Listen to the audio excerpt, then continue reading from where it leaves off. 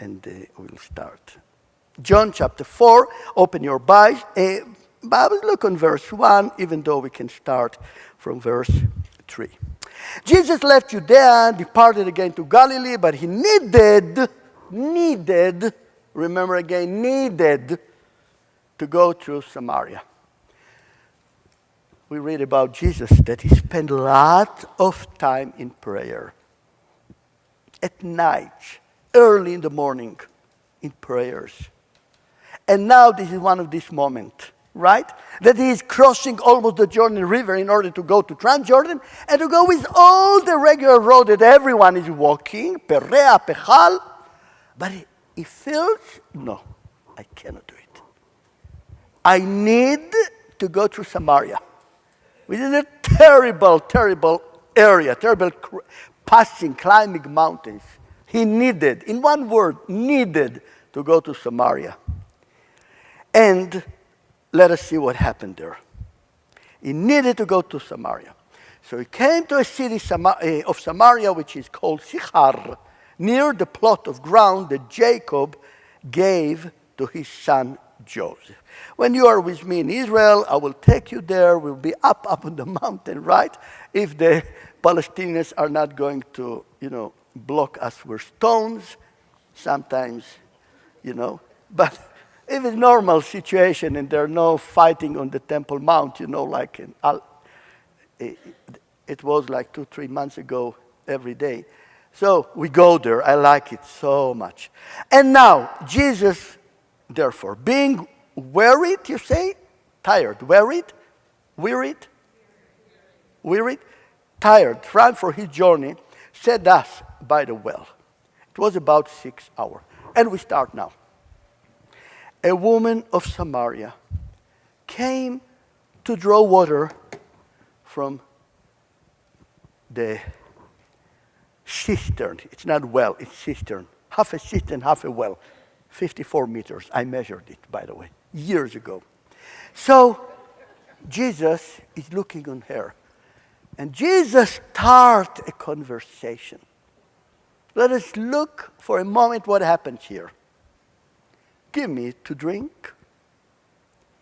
His disciples had gone away into the city to buy food. The Samaritan woman turns to him. How is that you, being a Jew, ask a drink from me, a Samaritan woman? For Jews have no dealings with Samaritans. Jesus is answering her. If you knew the gift of God, and who it is who says to you, give me drink, you would have asked him, and he would have given you living water. Sir, you have nothing to draw with you, and the well is deep. Where then do you get that living water? Are you greater than our father Jacob, who gave us the well and drank from it himself, as well as his sons and his livestock? Whoever drinks of this water will thirst again.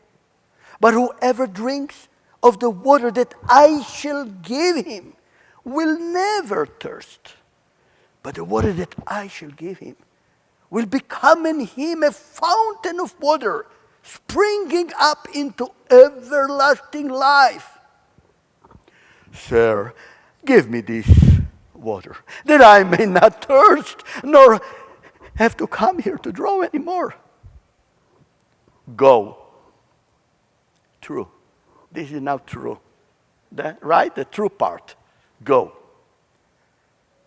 Call your husband and come here.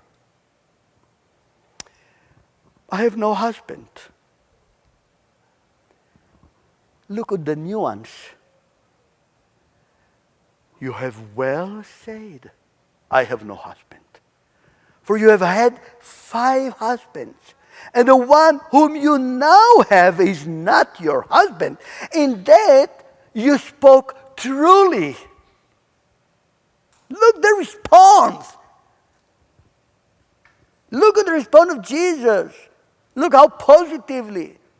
You talked well, you talked right, and this even, the last sentence was true. Excellent.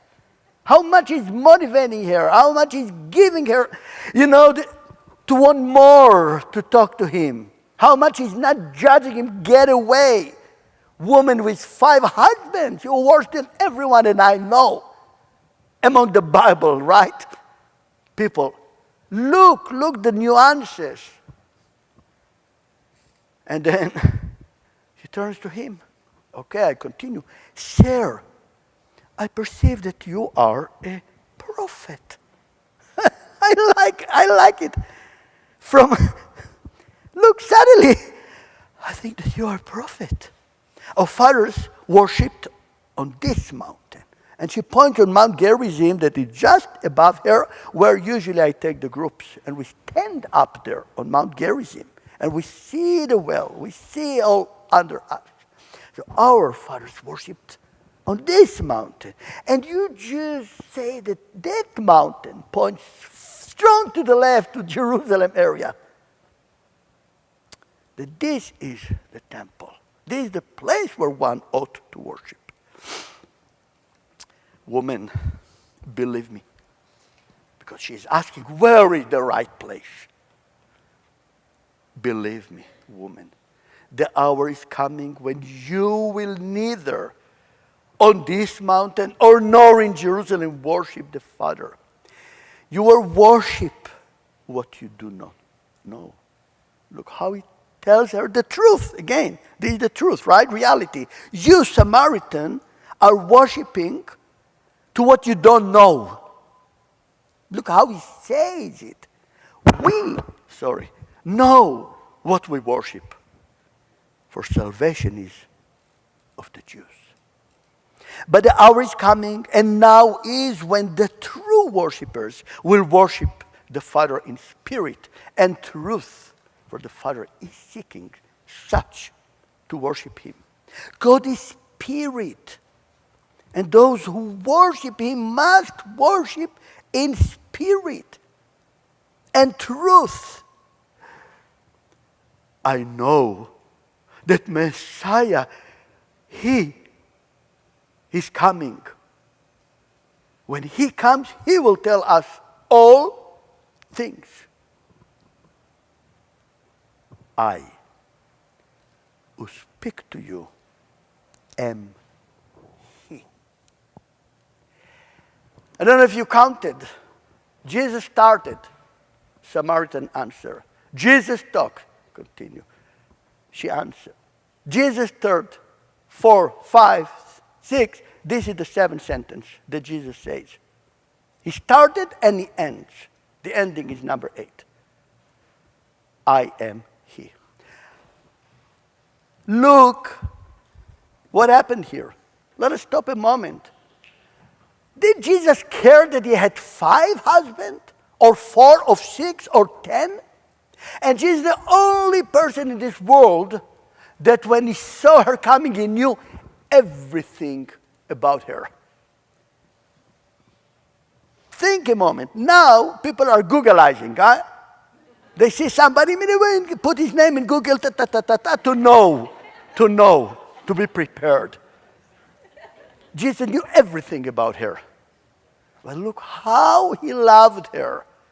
How he felt compassion to her. In the middle of the day, 12 o'clock at noon, who is coming to draw water at middle of the day? Nobody. People are coming early in the morning or in the evening. But she was so neglected from people, from society. She felt like a leper that cannot be part of others, the way that people treated her. So she comes at noon. And there is Yeshua. You see how beautiful is treating with her. And the end. The disciples are arriving from the city of Sychar. And they see Yeshua talks to a woman. Not only to a woman, to a Samaritan woman. And in their heart, actually, what happened to Simon You remember him? The one that invited Jesus to a meal? That's what happened to the disciples themselves. But they didn't dare to say a word about what they see. You know, this kind of terrible, right? What are you doing? What is behind it? And look, the woman, the moment they arrived, she left. Look in the text. The moment the disciple arrived, she ran away. But she ran away this time to her village, telling everyone, I found a man that told me everything that I did. You have to come. You have to meet him. I think he's Messiah. Leave everything. Come with me. This woman, if you don't know, is the first evangelizer in the Bible. The first woman evangelizer in the Bible. The first man evangelizer is going to be the one of Mark 4:5, the man that was full of demons. And remember that Jesus asked, what is your name? And the demons said, we are legion. And Jesus cast them into around 2,000 pigs. You know what I'm talking. You remember this. He that entered to the boat of Jesus, Jesus told him, go to your city, go to your village. And this man was the first man evangelizer. What is common to both of them are not Jews. She's Samaritan. And he was from Gadara. Gadarean belong to the Decapolis, right? These cities that were organized together. This woman, the first woman evangelizer. And not only this, the people, when they came and they've heard Jesus sharing with them, they invited him to stay 3 days more in their city. Show me another place that the Jews invited Jesus to be, right? To be in their village. You don't find it. This woman did it. Look, women in the Bible, in which way you want to look on them? In which way? I really ask. On the legalist system or in Jesus' eyes? This is my question. And I'm very, very serious in this question. In which eyes? You have to decide. I believe you have to bring both of them. You have to teach what we have in Timothy about a man that wants to to be a leader, or it's very good, it's written, very good what you are doing. And keep these rules that I don't want to say them now because you have heard them all your life, if you are a believer many years. But I want also to put this event. You understand? We have to get truth or chesed ve'emet together. Together. And of course, everything that I'm saying now, if we don't apply it into our own life, it is for vain. For vain. Because all what we say now, all what I did actually reading is knowledge. This is knowledge. Everyone can do it. Open your Bibles and you can get knowledge. But knowledge doesn't change people.